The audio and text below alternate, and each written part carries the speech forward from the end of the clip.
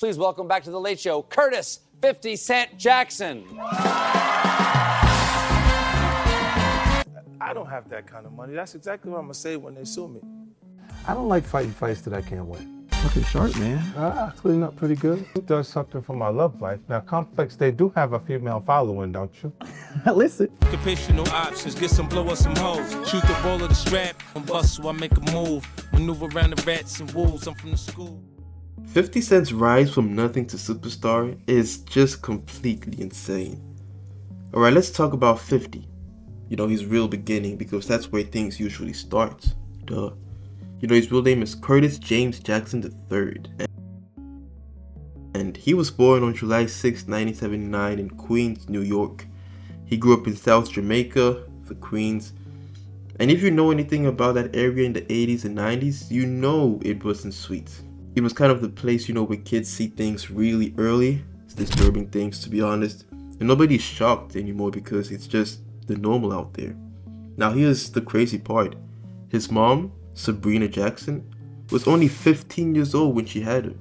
And she wasn't living a calm life. You know, she was involved in drug dealing. So Curtis grew up around that energy from the get-go. But when he was about 8 years old, his mom was killed, unfortunately. Reports show that she was found dead after a fire in her apartment. And there were signs it wasn't an accident. Yeah, imagine being 8 and your world just gets ripped away like that. That's sad. After that, Curtis was raised by his grandparents, but even with family around, the streets still had like a loud voice. And South Jamaica had a way of teaching kids one lesson: be tough or you'll get crushed. So that's the environment that 50 was built in. You know, before rap, before money, before his fame, he was just a kid from the Queens learning how to survive. Now listen, this is where things start to get downhill. And it's important you really feel this part. You know, after his mom died, Curtis was living with his grandparents, but the streets of South Jamaica were still right there. And when you're a kid in that environment, the streets don't wait for you to grow up. They pull you in very early, hence we see so many kids going the bad routes. By the time he was around 12 years old, Curtis was around selling drugs, basically. Not because he wanted to, or he wanted to be flashy, but because it was the example he saw. The money felt like security in his world. Hustling wasn't really a choice. It felt like that's what you had to do to survive. Think about that. 12 years old, whilst most kids are worried about school or video games, trying to play with sticks, trying to, you know, make planes, he was worrying about the police, rival dealers, and staying alive. He carried stress most adults couldn't even handle today. I know I couldn't. And the streets taught him something really fast. You learn who to trust. You learn who's fake. You learn that mistakes have actual consequences. That environment hardened him, made him sharp, made him fearless, but also angry and guarded. This wasn't some phase, you know, this was reality. And the crazy part, those street experiences later became the raw material for his actual music. Every bar, every threat, every warning, those weren't made up. Curtis didn't find rap, aka 50, because he was dreaming about Grammys or stages. Nah, he found rap because he needed somewhere to put everything he was carrying, like the anger, the pressure he was put on himself, the streets, knowledge, all of that had to go somewhere. You know, in his teenage years, he started writing lyrics seriously, not fake stories, not made up characters, just real life.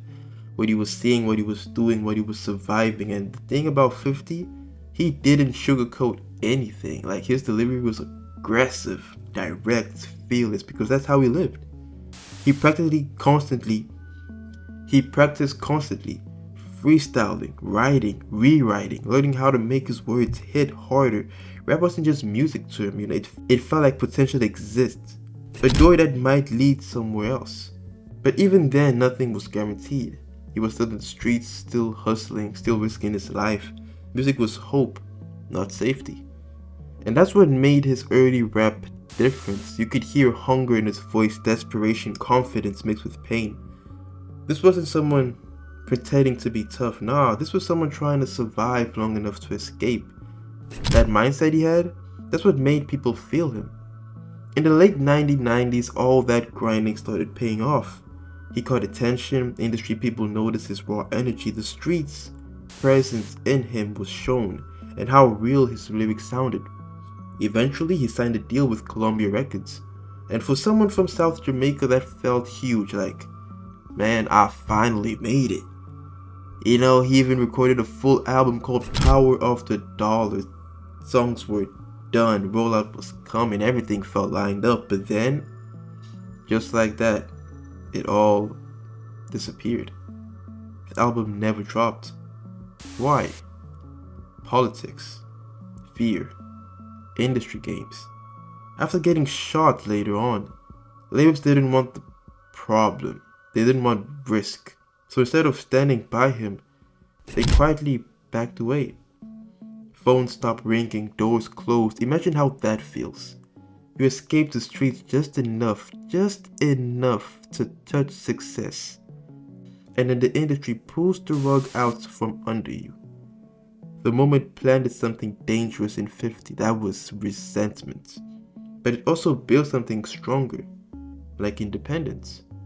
He realized nobody was coming to save him, and if he wanted it, he'd have to take it himself. And that mindset, that's what made his comeback legendary. In May 2000, Curtis was sitting in a car outside his grandmother's house in the Queens. Regular day, normal moments. Then suddenly, gunfire. He was shot 9 times at close range. The face, the hand, the arm, his chest, his legs, everywhere. Think about that. 9 bullets, let's be honest here. Would you make even 2?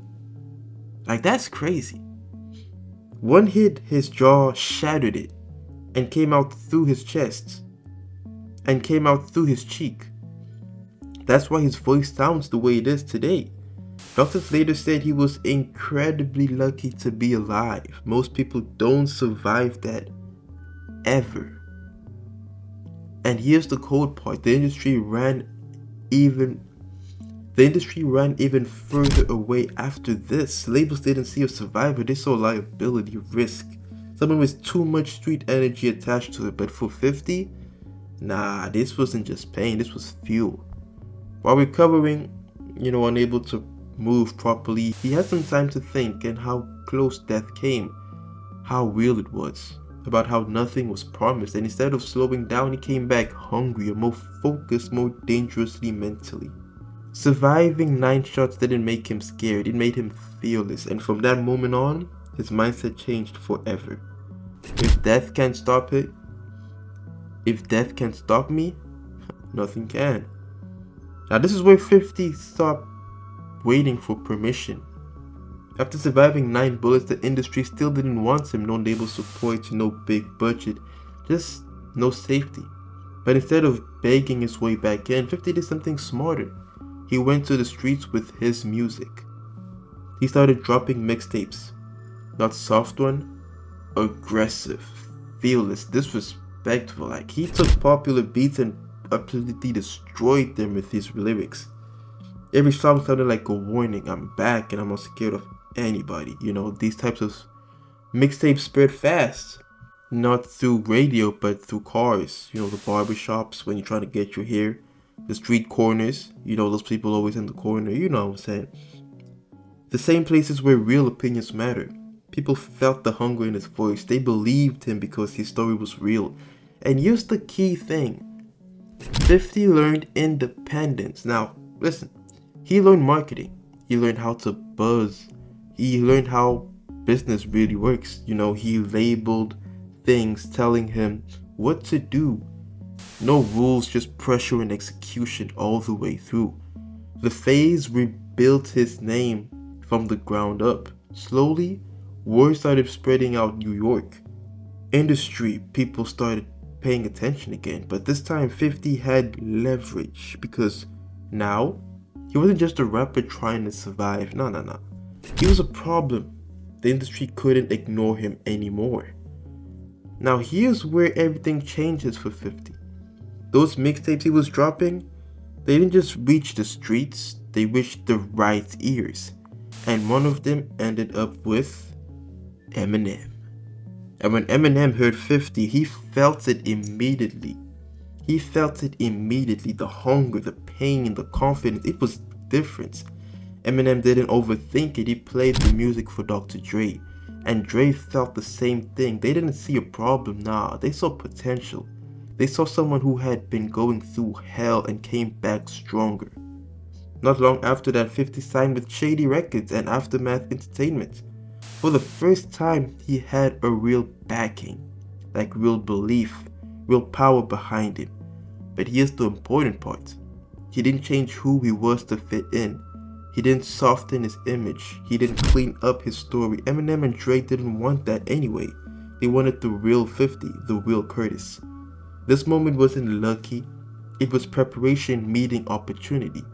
Every mixtape, every setback, every bullet wound led right here. And once that door opened, 50 was ready. When Get Rich or Die Trying dropped in 2003, oh my, it wasn't just another rap album, nah. It felt like a statement, like, I survived everything you tried to take me out with and I'm still here. The music hit hard, but the story behind it hit even harder. Songs like In the Club weren't just catchy, they were victory laps. You could hear confidence, hunger, and revenge all mixed up together. The album talked about survival, loyalty, and power. Not to mention betrayal. People who believed every word because none of it sounded fake. The numbers went crazy, millions of copies sold, charts dominated, 50 went from blacklisted to unavoidable overnight. And suddenly, the same industry that once turned its back on him was celebrating him. Like, really? What made this album legendary wasn't just success, it was the impact. It changed the sound of hip-hop. It made street realism mainstream again. It turned 50 Cent into a global superstar. This wasn't luck, this was pain converted into pressure. And the pressure turned into greatness. Once the music money started coming in, 50 didn't just spend it, now he studied. He watched how business worked, like I said earlier. He paid attention to ownership, brandings, and leverage. Because in his mind, rap was never the final destination. It was the entry point to what he wanted to do. He started moving into movies and TV acting, producing, creating stories instead of just rapping about them. And when he got into business deals, he didn't just think short term, he thought long term power. This is also where his reputation as a ruthless businessman came from. 50 understood negotiation, understanding timing, understood that staying rich is harder than getting rich, and everything he learned from the streets, patience, strategy, reading people, he applied it into business. A lot of artists made money and disappeared. 50 did the opposite. He turned music into success and real leverage, bringing him the money. This is someone who should not be here, statistically and realistically. He lost his mother young, got pulled into the street as a kid. He got blacklisted by the industry. You know how hard that is? He was shot 9 times, left for dead, and instead of folding, instead of life turning his back on him, he came back stronger every single time. 50 turned survival into strength, pain into motivation, fear into strategy. He didn't just win in music, he learned how to win in life. And to think ahead, how to protect himself, how to turn chaos into control. His legacy isn't just albums or hits, it's mindset, it's resilience, it's proof that your past doesn't get to decide your future. For kids from the streets, 50 became a symbol. You can come from nothing, go through hell, and still end up powerful. That's why his stories last. Not because he was fearless, but because he refused to quit when quitting made the most sense.